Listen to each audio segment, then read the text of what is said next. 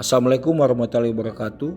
Izinkan kami dari kelompok 6 hendak mempresentasikan hasil daripada paper kami yang berjudul Aspek Viktimologi dalam Kejahatan Cyber, yang mana disusun oleh Henisa Putri Butar-Butar dan Fendi Bahagia Zebua dalam mata kuliah Hukum Tindak Pidana Informasi dan Teknologi.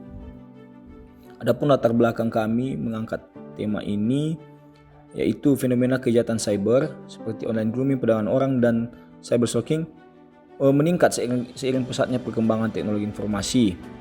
Melalui perspektif viktimologi ditekankan bahwa perlindungan hukum cyber tidak hanya harus mengatur aspek formal, tapi juga harus memahami dampak psikologi, sosial, dan ekonomi yang mendalam bagi korban agar tercipta strategi perlindungan yang lebih holistik.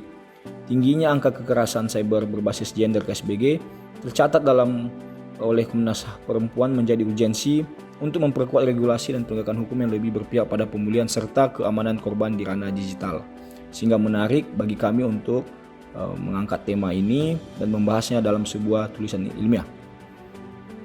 Selanjutnya konsep dasar, yaitu viktimologi berasal dari bahasa Latin victima atau korban, dan bahasa Yunani logos. Secara luas, viktimologi adalah disiplin yang mempelajari tentang korban, termasuk jatuhnya korban, hubungan antara korban dan pelaku, serta peran korban dalam proses terjadinya suatu kejahatan. Misalnya yaitu ketika seseorang membagikan data pribadi secara berlebihan, oversharing dapat menjadi kontribusi korban yang memudahkan pelaku melakukan kejahatan cyber stalking.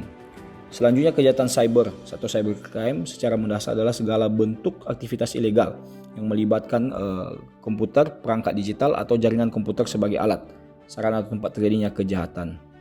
Kemudian adapun dari kelompok kami merumuskan masalah dalam paper ini, yaitu pertama, bagaimana aspek viktimologi pada fenomena online grooming.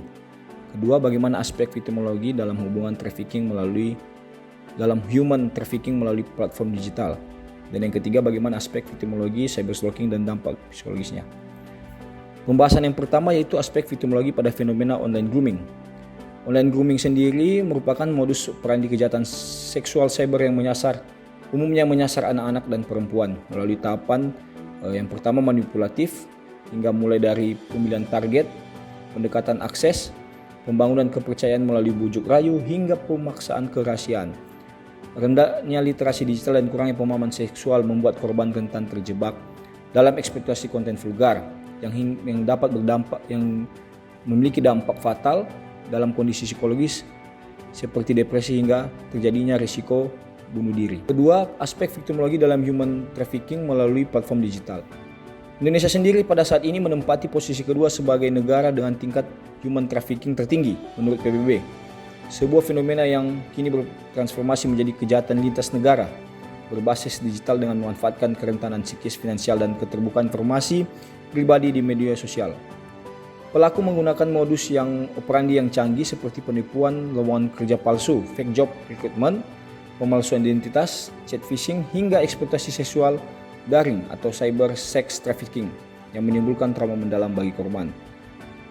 Dalam perspektif viktimologi, penguatan kebijakan hukum pidana melalui Undang-Undang Nomor 21 Tahun 2007 dan peran aparat penegak hukum menjadi krusial untuk tidak hanya menghukum pelaku, tapi juga memberikan perlindungan dan rehabilitasi yang efektif bagi korban. Pembahasan ketiga yaitu aspek viktimologi cyber stalking dan dampak psikologis. Cyber stalking merupakan bentuk penguntitan digital yang menggunakan sifat anonim teknologi untuk mengintimidasi, mengancam, dan melecehkan korban yang secara sistematis merusak privasi serta martabat seseorang. Dalam perspektif viktimologi, dampak yang ditimbulkan sangat destruktif dan permanen, di mana korban dipaksa hidup dalam kondisi kewaspadaan berlebihan yang dapat memicu gangguan psikologis berat seperti depresi, paranoia, hingga PTSD, serta hancurnya reputasi sosial dan produktivitas profesional. Adapun analisis pribadi kelompok kami dalam studi kasus nyata, yaitu pertama, analisis kasus online grooming dengan studi kasus pemerasan dan kekerasan seksual pada game Roblox. Modus online grooming di platform seperti Roblox memanfaatkan fitur game seperti Roblox dan roleplay untuk memanipulasi anak-anak melalui tahapan psikologis yang terencana. Selanjutnya, adanya analisis kasus human trafficking melalui platform digital. Studi kasus korban tindak pidana perdagangan orang pada sindikat penipuan daring online scamming yang terjadi di Myanmar. Kasus TPP di wilayah konflik Myanmar merupakan evolusi kejahatan lintas negara yang menggabungkan perdagangan manusia dengan online scamming, menciptakan fenomena double victimization, mana korban dipaksa menjadi pelaku penipuan digital. Sindikat ini menyasar individu pendidikan melalui lowongan kerja palsu di media sosial. Selanjutnya, analisis pribadi studi kasus nyata dalam cyberstalking yang dialami Afriani dan kasus cyberstalking yang dialami guru di Kepulauan Riau. Contoh kasus cyberstalking di Indonesia bernama Afriani, yaitu di mana kasus yang menimpa Afriani, di mana cyberstalking massal oleh netizen Indonesia yang dipicu oleh reaksi reaktif terhadap insiden kecelakaan maut. Selain menuntut pertanggungjawaban hukum, Afriani melakukan eksploitasi penghinaan rasis dan perundungan digital yang meluas hingga ke anggota keluarga. Selanjutnya, kasus perundungan digital terhadap seorang guru di Kepulauan Riau menunjukkan bahwa cyberstalking dan bullying oleh murid melalui Facebook dan dapat menyebabkan trauma psikologis berat dan depresi terhadap guru itu sendiri. Penutup, kesimpulan, kejahatan siber merupakan kriminalitas modern yang memanfaatkan teknologi untuk mengeksploitasi kelompok rentan melalui 3 fenomena utama: online grooming yang memanipulasi emosi anak-anak demi eksploitasi seksual, human trafficking digital yang menjebak tenaga kerja, serta cyberstalking yang menghancurkan privasi dan keamanan diri individu. Kemudian saran, pencegahan kejahatan siber memerlukan sinergi antara peran keluarga, masyarakat, dan pemerintah dengan fokus pada aspek viktimologi. Langkah krusial meliputi pengawasan ketat oleh orang tua melalui fitur parental control dan pendidikan seksual dini, peningkatan literasi digital masyarakat untuk melindungi data pribadi, serta penguatan penegakan hukum yang berorientasi pada pemulihan trauma korban. Demikian hasil dari paper kami.